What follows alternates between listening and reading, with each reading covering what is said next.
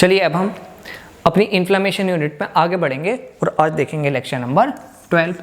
ठीक है, lecture number 12 में हम देखेंगे लेड, ल्यूकोसाइट अडेशन डिफेक्ट।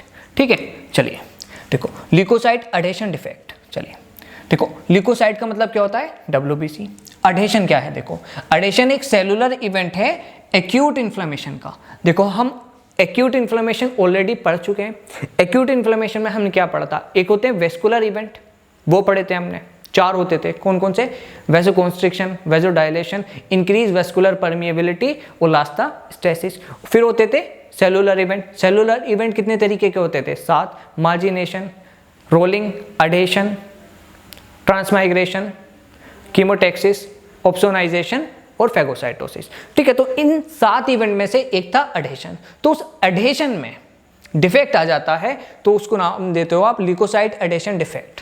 ठीक है, चलिए अब देखो ये जो लेड है ये 3 तरीके के होते हैं। एक होता है लेड 1, एक होता है लेड 2, एक होता है लेड 3। ठीक है, चलिए अब देखो लेड 1 में क्या होता है ना, जो बीटा 2 इंटीग्रिन होता है उसमें डिफेक्ट हो जाता है। जबकि लेड 2 में क्या होता है ना, जो सेलिल लुइस एक्स मॉलिक्यूल होता है, शुगर मॉलिक्यूल होता है, तो इसमें डिफेक्ट आ जाता है। और लेड 3 में जो है वो फर्म T3 जीन में डिफेक्ट आ जाता है। ठीक है, चलिए अब देखो लेड 1 में delayed separation of umbilical cord होता है, मतलब जो अम्बिलिकल कोड है उसका सेपरेशन डिलेड होता है। ठीक है, चलिए जबकि लेड 2 में बॉम्बे ब्लड ग्रुपिंग देखने को मिलेगी, जबकि लेड 3 में ब्लीडिंग देखने को मिलेगी। ठीक है, चलिए और ध्यान रखना लेड 1 हो, लेड 2 हो, लेड 3 हो, ये इन्फ्लेमेशन का डिफेक्ट है।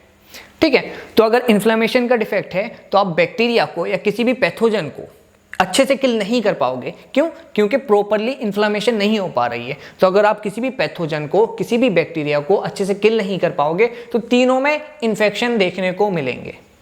ठीक है, चलिए आगे चलते हैं। देखो समझो, देखो एक्यूट इन्फ्लेमेशन वही हमने पढ़ा था, वेस्कुलर इवेंट, सेलुलर इवेंट्स। ठीक है, हमने पढ़े थे ना।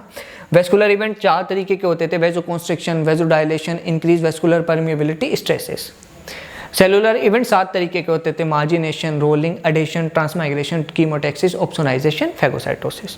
ठीक है, चलिए और इसकी हमने ट्रिक भी पढ़ी थी, माई रेड कोप। M से है मार्जिनेशन, Y से कुछ नहीं है, R से है रोलिंग, A से है एडेशन, T से है ट्रांसमाइग्रेशन, C से है कीमोटैक्सिस, O से है ऑप्सोनाइजेशन, P से है फेगोसाइटोसिस, E से कुछ नहीं है, माई रेड कोप। ये ट्रिक पढ़ी थी, ये ऑलरेडी हमने पढ़ा था।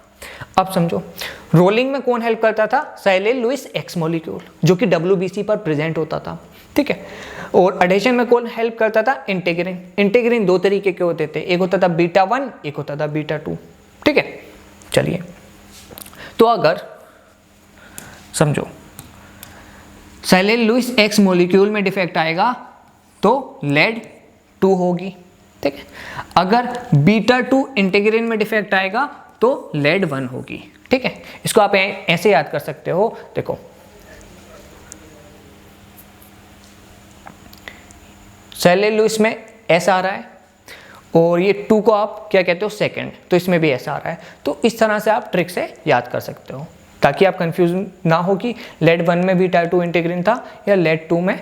ठीक है, चलिए बाकी अगर और बेहतर ट्रिक मिले तो उससे भी याद कर सकते हो। चलिए थोड़ा सा रोलिंग को रिकॉल कर लेते हैं। देखो रोलिंग में क्या होता था, WBC होती थी, एंडोथेलियल सेल होता था। अब WBC पर सेलिल लुइस एक्स मॉलिक्यूल होते थे, E सेलेक्टिन होते थे, P सेलेक्टिन होते थे एंडोथेलियल सेल पर, और L सेलेक्टिन होता था WBC पर, और एंडोथेलियल सेल पर ग्लाइकेम, मेडकेम या CD34 होते थे। ठीक है, ये तीनों नाम हैं लेकिन बात एक ही चीज़ की कर रहे हैं, मतलब 3 अलग अलग नाम है। ठीक है, फिर क्या होता था, फिर होता ये था कि ये L सेलेक्टिन, ग्लाइकेम, मेडकेम या CD34 से बॉन्ड बनाता था, मतलब वीक एडेशन करता था। सेलिल लुइस एक्स, E सेलेक्टिन और P सेलेक्टिन से वीक एडेशन करता था। ठीक है, लेकिन अगर मान लो सेलिल लुइस एक्स मॉलिक्यूल डिफेक्टिव हो जाएगा तो ये एडेशन नहीं कर पाएगा, मतलब ये कौन सा डिसऑर्डर हो जाएगा, लेड 2।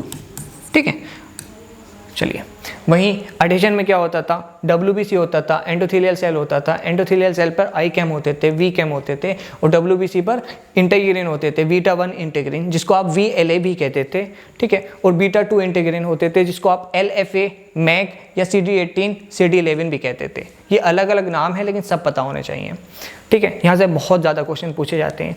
अब सोचो अगर बीटा 2 इंटीग्रिन में डिफेक्ट हो गया तो इससे बॉन्ड नहीं बना पाएगा, तो एक लेड 1 डिफेक्ट हो जाएगा, हाँ कि नहीं, ठीक है। चलिए, तो कुछ नहीं, ये जो टेबल है बस अगर आपको ये आता है तो आप नीट PG के और FMG के लेड से रिलेटेड सारे क्वेश्चन कर दोगे, ठीक है। चलिए आगे चलते हैं। ये हमने रिकॉल कराया इसलिए हम बहुत तेजी से चले हैं, ठीक है। चलिए अब देखो क्वेश्चन नंबर 56 देख लेते हैं। LFA डिफेक्ट इन, देखो LFA को आप बीटा 2 इंटीग्रिन भी कहते हैं, ठीक है। आप चाहें तो पीछे जाकर देख सकते हैं, देखो LFA को ही आप बीटा 2 इंटीग्रिन कह रहे हैं, तो ये लेड 1 का आंसर हो जाएगा। लेड 2 में क्या होता है, sialyl Lewis X molecule defective होता है। लेड 3 में क्या होता है, फर्म T3 जीन का डिफेक्ट होता है, और ब्रूटन्स डिसीज में क्या होता है, BT के जीन डिफेक्ट होता है, ठीक है। तो आपका आंसर हो गया 1। चलिए CD34 is the marker of, देखो ग्लाइकेम, मेडकेम और एंडोथेलियल सेल। ध्यान रखना ग्लाइकेम एंडोथेलियल सेल पर लोकेटेड था और ग्लाइकेम को ही मेडकेम कहते हैं, तो ये आंसर हो जाएगा 4, ठीक है। चलिए क्वेश्चन नंबर 57,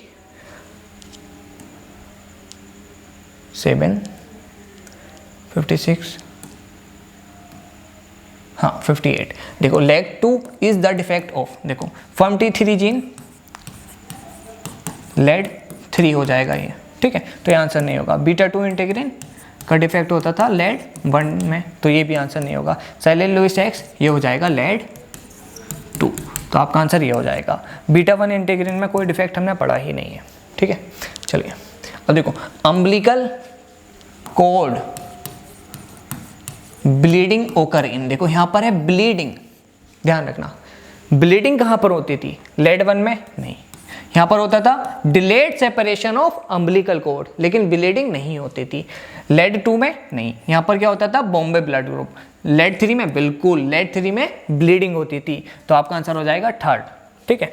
और ये 4th में नहीं होगा, आप चाहें तो पीछे जाकर देख सकते हैं उस टेबल को, ठीक है। देखो एंड ऑफ द डे इस टेबल से ही क्वेश्चन आएंगे, ठीक है। चलिए देखो लेड 1 में डिलेड सेपरेशन होता था अम्बिलिकल कॉर्ड का, लेड 2 में बॉम्बे ब्लड ग्रुप होता है, लेकिन लेड 3 में ब्लीडिंग होता है।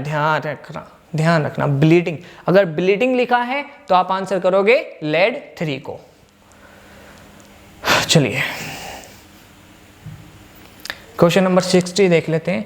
Delayed separation of umbilical cord, अब देखो यहाँ पर क्या है, लेड 1 आंसर हो जाएगा, ठीक है। तो ध्यान रखना delayed separation of umbilical cord answer चला जाएगा लेड 1, लेकिन अगर ब्लीडिंग ऑफ अम्बिलिकल कॉर्ड आएगी तो आंसर चला जाएगा लेड 3, लेकिन अगर बॉम्बे ब्लड ग्रुप के बारे में बात होगी तो आंसर चला जाएगा लेड 2, ठीक है। तो आज का लेक्चर होता है समाप्त। उम्मीद है समझ में आया होगा। Thank you.